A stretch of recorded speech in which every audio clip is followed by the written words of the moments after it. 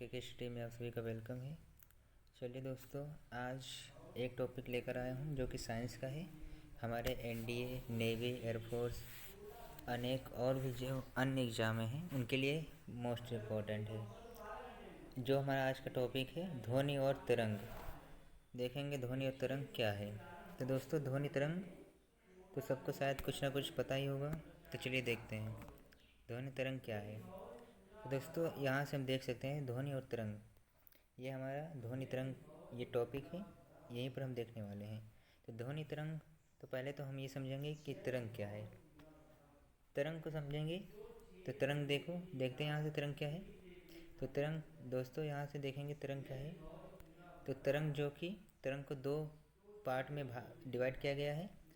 पहला जो हमारा है विद्युत चुंबकीय तरंग, विद्युत चुंबकीय तरंग। दूसरा जो हमारा है यांत्रिक तरंग, यांत्रिक तरंग और विद्युत चुंबकीय तरंग। तो दोस्तों, हम देखते हैं या विद्युत चुंबकीय तरंग किसे कहते हैं और यांत्रिक तरंग किसे कहते हैं। तो इसके बारे में हम देखते हैं क्या है। तो यहाँ से देखेंगे ये, अब यहाँ देखते हैं जो हमारा पहला है विद्युत चुंबकीय तरंग। तो दोस्तों, विद्युत चुंबकीय तरंग किसे कहते हैं। तो यहाँ से देखेंगे जिससे माध्यम की आवश्यकता ना हो। तो दोस्तों, विद्युत चुंबकीय तरंग किसे कहेंगे, जिससे माध्यम की आवश्यकता ना हो और निर्वात में चल सकती है। इसका गुण अनुदैर्ध्य तरंग होती है। अनुदैर्ध्य तरंग किसे कहते हैं, अभी हम जस्ट पढ़ने वाले हैं नीचे। तब तक के लिए भी केवल इतना याद रखिए कि इसका गुण अनुदैर्ध्य तरंग की तरह होती है। अगला देखते हैं, यह चंद्रमा पर विद्युत चुंबकीय तरंग होती है। चंद्रमा पर दोस्तों विद्युत चुंबकीय तरंग की तरह गति करती है। अगला देखते हैं पांचवा, इनके पास ऊर्जा तथा संवेग दोनों होते हैं। तो दोस्तों, विद्युत चुंबकीय तरंग के पास ऊर्जा तथा संवेग दोनों होते हैं। और बता दें यहाँ से विद्युत चुंबकीय तरंग की खोज किसने की थी, तो मैक्सवेल ने किया था। किसने किया था दोस्तों, मैक्सवेल ने किया था। मैक्सवेल ने किया था। एग्जाम्पल की बात करें यहाँ से, तो एग्जाम्पल देखते हैं यहाँ से। प्रकाश हो गया, प्रकाश हमारा विद्युत चुंबकीय तरंग की तरह कार्य करता है। दूसरा हो गया रेडियो तरंगे, पराबैंगनी किरणें, अल्फ़ा बीटा गामा किरणें, ये सब किस तरह कार्य करता है, विद्युत चुंबकीय तरंग की तरह कार्य करता है। उसमें कुछ हम देखेंगे इम्पोर्टेंट, क्या है इम्पोर्टेंट, जो कि हमारे एग्ज़ाम के लिए मोस्ट इम्पोर्टेंट है। तो जो पहला हमारा एग्जाम्पल है इम्पोर्टेंट, वह है इसमें ध्रुवण की घटना पाई जाती है। तो दोस्तों, ध्रुवण की घटना पाई जाती है मतलब पोलर। दूसरा है इसकी चाल प्रकाश की चाल के बराबर होती है। क्या है दोस्तों, इसकी चाल प्रकाश की चाल के बराबर होती है। और तीसरा जो हमारा है विद्युत चुंबकीय तरंग फोटॉन की बनी होती है। किसकी बनी होती है दोस्तों, ये मोस्ट इम्पॉर्टेंट है। विद्युत चुंबकीय तरंग किसकी बनी होती है दोस्तों, फोटॉन की बनी होती है। फोटॉन ये हमारा ऊर्जा का एक छोटा छोटा पैकेट होता है जिसे हम फोटॉन कहते हैं। अब देखते हैं तरंग दूसरे की। जो दूसरा टाइप हमारा तरंग है वह है यांत्रिक तरंग। यांत्रिक तरंग को हम थोड़ा अच्छे से देखेंगे, यांत्रिक तरंग है। तो दूसरा जो हमारा है यांत्रिक तरंग। तो यांत्रिक तरंग की बात करें तो दोस्तों, यह यांत्रिक तरंग है हमारा, इसमें देखें क्या है, जिससे माध्यम की आवश्यकता है।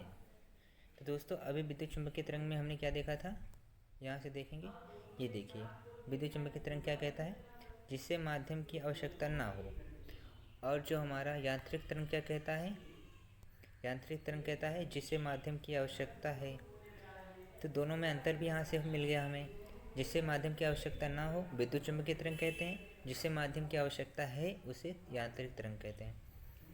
दूसरा देखते हैं, निर्वात में नहीं चल सकती। क्या दोस्तों, यांत्रिक तरंग निर्वात में नहीं चल सकती, मतलब कि इसमें हमें कोई ना कोई माध्यम चाहिए तभी यह यांत्रिक तरंग उत्पन्न होगा।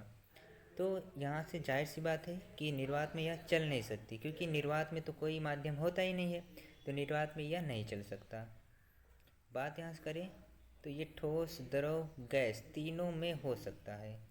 मतलब कि यहाँ से क्या बात करें दोस्तों, ये हमारा ठोस में भी और द्रव, गैस तीनों में क्या होता है, ये चल सकता है। अब यांत्रिक तरंग की बात करें तो यहाँ से, तो यांत्रिक तरंग को भी दो भागों में बांटा गया है। पहला हमारा अनुदैर्ध्य, दूसरा है अनुप्रस्थ। अब देखेंगे अनुदैर्ध्य और अनुप्रस्थ क्या है। तो पहला जो है अनुदैर्ध्य तरंग, या इसकी चाल तरंग की चाल की तरह होती है। कैसे दोस्तों? तरंग की तरह। जैसे हम कह सकते हैं स्प्रिंग हो गया, तो जो हमारा एक समांतर क्रम में, क्या हो दोस्तों? एक समांतर क्रम में, उसे हम क्या कहेंगे? अनुदैर्ध्य तरंग कहेंगे। इसका जो थीटा कोण होता है वो 0 अंश का होता है। 0 अंश मतलब समांतर क्रम में चलेगा। यह तरंग की चाल और थीटा एक ही दिशा में है। मतलब कि दोस्तों यहाँ से क्या है कि तरंग की चाल जो होगी और जो कोण बनाएगा, ये दोनों क्या होगा? एक ही दिशा में गति करेगा। इसके कुछ अच्छे एग्जाम्पल देख लेते हैं। अच्छे एग्जाम्पल देखो क्या है जो कि हमारे एग्ज़ाम के लिए इम्पोर्टेंट है। पहला है भूकंप। दोस्तों ये क्वेश्चन काफ़ी इम्पोर्टेंट है। अक्सर एग्ज़ाम में पूछता है कि भूकंप कैसा तरंग है। ये भूकंप जो हमारा है, भूकंप, इसको पूछ लेगा ये भूकंप हमारा कैसा तरंग है। तो भूकंप दोस्तों यहाँ से याद रखना, ये हमारा कैसा तरंग है। तो यहाँ से अभी हमने पढ़ा कैसा तरंग है? अनुदैर्ध्य तरंग है।